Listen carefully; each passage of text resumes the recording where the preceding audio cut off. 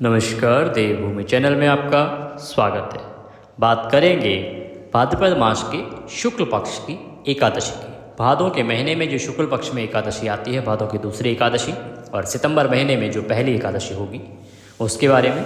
इस एकादशी की महिमा बहुत अधिक है क्योंकि इसके साथ बहुत सी प्रथाएं जुड़ी हैं, बहुत से नियम जुड़े हैं और इसका विधान थोड़ा अलग है। इसीलिए वीडियो को अंत तक देखें ताकि हम बता पाएँ कि आपको किस प्रकार से पूजा करनी है, व्रत किस प्रकार से करना है, क्या भिन्नता है अन्य एकादशियों से, क्या समय रहेगा पारण का और किस दिन मनाई जाएगी एकादशी और व्रत कब किया जाएगा। आने वाली जो एकादशी है भाद्रपद मास के शुक्ल पक्ष की, उसके भिन्न भिन्न नाम हैं। उसे परिवर्तनीय एकादशी कहा जाता है।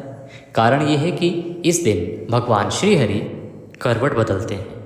सभी सनातनी जानते हैं कि जब देवशयनी एकादशी आती है तो देव 4 महीने के लिए सो जाते हैं, भगवान श्री हरि 4 महीने के लिए योग निद्रा में चले जाते हैं। ये जो परिवर्तनीय एकादशी है, जो आने वाली एकादशी है, ये इसका मध्यांतर होता है चातुर्मास का। इस दिन भगवान श्री हरि करवट बदलते हैं, जगह में परिवर्तन करते हैं, इसीलिए इसे परिवर्तनीय एकादशी कहा जाता है। इसे वामन एकादशी के नाम से भी जाना जाता है। वामन एकादशी किस लिए? क्योंकि इस दिन जब भगवान श्री हरि ने वामन भगवान का रूप धारण किया था राजा बलि से तीनों लोगों को बचाने के लिए, तो वह इसी दिन हुआ था। इस दिन वामन रूपधारी भगवान वामन ने राजा बलि से 3 पग भूमि में तीनों लोक नाप लिए थे और इस प्रकार पृथ्वी और सभी लोगों को राजा बलि के अत्याचारों से छुटकारा दिलाया था। इसीलिए इसे वामन एकादशी कहा जाता है।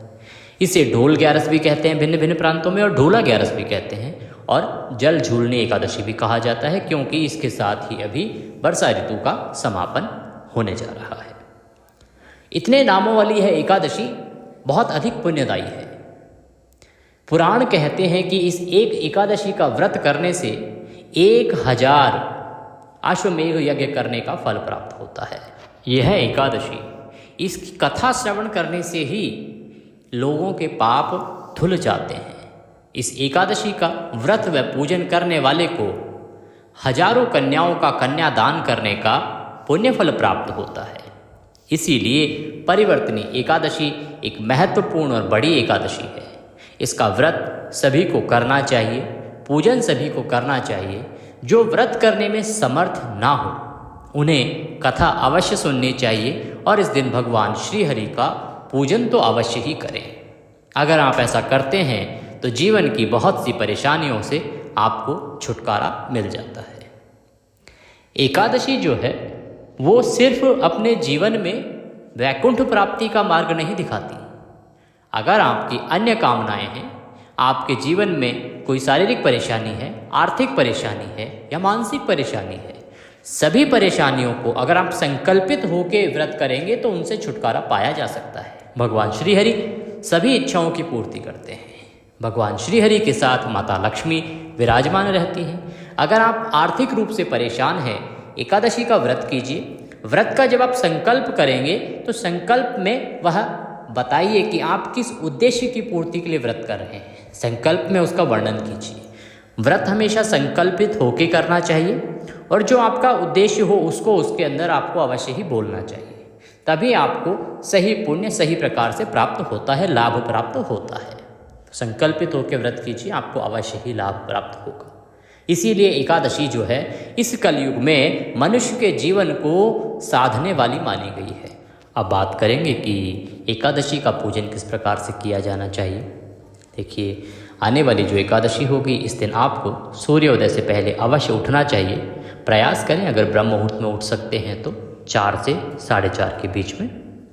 उठने के बाद स्नान आदि करके सूर्य को जल दें, संभव हो तो पीले वस्त्र पहने और भगवान श्री हरि की पूजा के लिए आपके मंदिर में अगर उनकी प्रतिमा या तस्वीर है तो उत्तम है, अन्यथा उनकी प्रतिमा या तस्वीर स्थापित करें। चौकी पे अगर मंदिर में जगह नहीं है आपके घर के तो आप चौकी लगाइए, एक चौकी पर पीला वस्त्र बिछाइए और उसके ऊपर भगवान की कोई तस्वीर या प्रतिमा स्थापित कीजिए। प्रतिमा स्थापित करने के बाद एक पात्र लीजिए, एक लोटा लीजिए, उसमें शुद्ध जल भरिए। जल में थोड़ा सा गंगा जल मिला लीजिए और उससे भगवान को स्नान कराइए। स्नान करा के तिलक लगाइए, फूलों की माला पहनाइए, घी का दिया जलाइए और व्रत करने का संकल्प कीजिए। संकल्प का साधारण विधान हम आपको बताते हैं जो सामान्य जन भी कर सकते हैं। 3 बार बोलिए ओम श्री विष्णु, ओम श्री विष्णु, ओम श्री विष्णु। अपना नाम बोलिए, अपना गोत्र बोलिए, जिस स्थान पर बैठकर आप यह संकल्प कर रहे हैं वहाँ का मकान नंबर बोलिए, क्षेत्र का नाम बोलिए, शहर का नाम बोलिए। भाद्रपद मासे शुक्ल पक्षे एकादश्यायाम पुण्यतिथ्यो, प्रभु आज के दिन हम एकादशी का व्रत व पूजन करने का संकल्प करते हैं। हमारी इन चिंताओं, हमारी इन परेशानियों का आप निराकरण करें। इस प्रकार से संकल्प भगवान के चरणों में छोड़ दें, भगवान को अर्पित कर दें और उसके बाद आप व्रत की कथा पढ़ें या सुनें। कथा सुनना बहुत आवश्यक होता है। एकादशी का महात्म्य के बिना आपका व्रत पूजन पूर्ण नहीं माना जाता है। प्रत्येक एकादशी की जो कथा है, जो ऑथेंटिक कथा है, जो पुराणों में वर्णित है, जो वेद बताते हैं, जो शास्त्रों में लिखा गया है, धर्मशास्त्र बताता है, वो कथा आपके इस चैनल पर प्रत्येक एकादशी पर सुनाई जाती है। लाइव भी सुनाई जाती है और वीडियो भी अपलोड किया जाता है। आप उसको कभी भी सुन सकते हैं। क्योंकि ये चैनल ज्योतिष संस्थान का चैनल है, इसीलिए इस पर जो भी जानकारी दी जाती है वो ज्योतिष शास्त्र पर जो आधारित जानकारी है वही दी जाती है। पंचांग पर आधारित जानकारी ही दी जाती है। कहीं से कोई भी कॉपी पेस्ट करके या अपने मनगढ़ंत तरीके से कुछ भी बताकर आपको नहीं बताया जाता है। जो शास्त्र कहते हैं वही आपको जानकारी दी जाती है। तो कृपया चैनल पर नए हैं तो चैनल को सब्सक्राइब कर लें। आपको लाभ इससे ये होगा कि आपको प्रत्येक व्रत और त्यौहार की जानकारी समय से मिलती रहेगी। बहुत बार ऐसा होता है कि कोई त्यौहार एकदम से आ जाता है और हम उसके लिए तैयार ही नहीं होते, व्रत निकल जाता है। इस वजह से आप अगर इस चैनल को सब्सक्राइब कर लेंगे और जो साइड में बेल आइकन का निशान है, घंटे का निशान है, उसको अगर आप दबा देंगे तो आपको प्रत्येक व्रत और त्यौहार के वीडियो समय से मिलते रहेंगे। अब आपको अगर वह त्यौहार करना हो, व्रत करना हो तो आप कीजिएगा, नहीं करना हो तो जानकारी तो पहुंच ही जाएगी आपके पास। इससे आपसे कोई भी व्रत और त्यौहार छूटेगा नहीं। तो चैनल को सब्सक्राइब करें, साथ में बेल आइकन का निशान दबाएं। आप कथा के बाद के नियम की बात करते हैं। कथा सुनने के बाद आप भगवान की आरती करेंगे, प्रसाद का भोग लगाएंगे, फल का भोग लगाएंगे, भोग लगा के और प्रसाद बंधु बांधवों में वितरित करेंगे। अपने दैनिक कार्यों को करते हुए दिन को व्यतीत करेंगे। ब्रह्मचर्य का पालन करना है। मन में किसी के प्रति वैर भाव की भावना नहीं आनी है।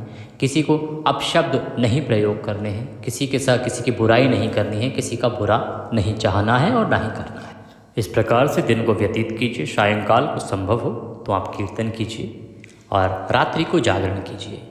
पृथ्वी पर अगर संभव है तो शयन कीजिए और अगले दिन सुबह पारण के लिए ब्रह्म मुहूर्त में उठिए, अन्यथा सूर्योदय से पहले अवश्य ही उठ जाएं। उठने के बाद स्नान आदि करके भगवान श्री हरि को स्नान कराएं और उसके बाद आप भगवान को भोग लगाएंगे। भोग में इस दिन आपको पीले चावल बनाने चाहिए। घी भूरे चावल का भोग भी आप लगा सकते हैं, फल का भोग भी लगा सकते हैं। जब भोग की थाली भगवान के सामने रखेंगे तो ध्यान रखें कि उसमें तुलसी का पत्ता, तुलसी दल अवश्य रखें। और तुलसी दल पहले से रख के नहीं लाना है। जब भगवान के सामने आपने थाली परोस दी है, रख दी है, तब उसमें तुलसी का पत्ता रखिए। फिर भगवान से भोग के लिए निवेदन कीजिए, पर्दा कर दीजिए। उसके बाद ताली बजा के भगवान से पर्दा खोलिए। पर्दा खोल के जल आचमनी कराइए। जल आचमनी करा के वहाँ प्रसाद की थाली जो है, भोग की थाली, उसको उठा लीजिए। बाकी प्रसाद में उसको मिला दीजिए और उसके बाद प्रसाद वितरित करके किसी ब्राह्मण को भोजन कराइए। इधर हम भगवान का पुष्पांजलि अवश्य करेंगे। पुष्पांजलि के लिए अपने हाथों में पुष्प लीजिए और भगवान से निवेदन कीजिए। आवाहनम न जानामि न जानामि विसर्जनम, पूजम चैवम न जानामि क्षम्यताम परमेश्वर। हे प्रभु, न हम आपका आवाहन जानते हैं, न पूजन जानते हैं, न विसर्जन जानते हैं। जैसी बन पड़ी है वैसी सेवा हमने आपकी की है। हम तो अज्ञानी जीव हैं प्रभु। जाने अनजाने की गलतियों को क्षमा कीजिएगा।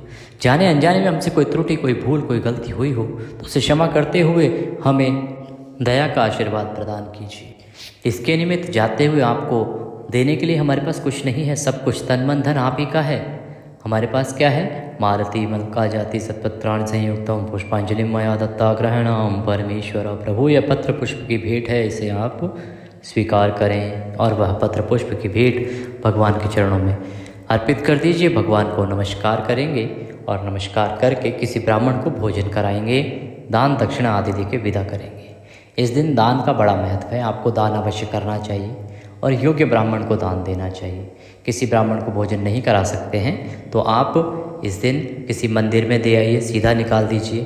थोड़ा सा आटा, थोड़ा सा घी, थोड़ा सा कोई फल सब्जी ले लीजिए, फल ले लीजिए, वो दे दीजिए।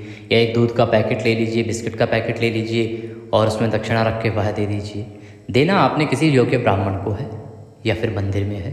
अगर आप चाहें तो आप हमारे नंबर पर भी दान भेज सकते हैं। दान की जो भी राशि आप देना चाहते हैं वह पेटीएम या फ़ोनपे या यूपीआई किसी भी माध्यम से भेज सकते हैं। हमारे अकाउंट डिटेल्स और फ़ोन नंबर्स आपके स्क्रीन पर आ रहे होंगे। ब्राह्मण को दिया हुआ दान कभी भी असफल नहीं जाता है, उसका पुण्य आपको सदैव मिलता ही है। तो आपको इस दिन एकादशी के दिन ब्राह्मण को दान अवश्य ही देना चाहिए। इस कार्य को करने के बाद आप व्रत का पारण करेंगे। पारण करने के लिए बैठ जाएं, 5 बार बोलेंगे ओम नमः भगवते वासुदेवाय, ओम नमः भगवते वासुदेवाय, ओम नमः भगवते वासुदेवाय, ओम नमः भगवते वासुदेवाय। इस मंत्र का जाप करेंगे और अपने व्रत का पारण करेंगे। पहले आप थोड़ा सा गुनगुना पानी, थोड़ी चीनी डाल के पीजिए, क्योंकि आप काफ़ी समय से व्रत पर हैं, पूरा 24 घंटे आपको खाए हुए हो गए हैं। तो एकदम से अगर आप खाना खाएंगे तो हो सकता है कि वह आपको नुकसान करे, इसीलिए थोड़ा गुनगुना पानी पहले पी लीजिए थोड़ा सा चीनी डाल के, उसके बाद आप अपना भोजन कर सकते हैं। अब बात आती है कि परिवर्तनी एकादशी जो है ये है कब। परिवर्तनी एकादशी की शुरुआत हो रही है 13 सितंबर को रात को 10:30 पर और यह समाप्त होगी 14 सितंबर को रात्रि को 8:41 पर। उदया तिथि मान को ध्यान में रखा जाता है एकादशी के लिए, इसीलिए इसका जो व्रत है वो किया जाएगा 14 सितंबर को। पारण आप करेंगे 15 सितंबर को और पारण के लिए शुभ समय रहेगा सुबह 6:06 से और 8:33। 14 तारीख को ब्रह्म मुहूर्त रहेगा 4:33 से 5:19। अभिजीत मुहूर्त रहेगा 11:52 से 12:41। विजय मुहूर्त रहेगा 2:20 से 3:09। अमृत काल का समय रहेगा दोपहर को 2:25 से और 3:57। संध्या काल का मुहूर्त रहेगा शाम को 6:27 से और 7:37। इस प्रकार से ये मुहूर्त की जानकारी थी। आप 14 को व्रत कीजिए, पूजन कीजिए, कथा श्रवण कीजिए।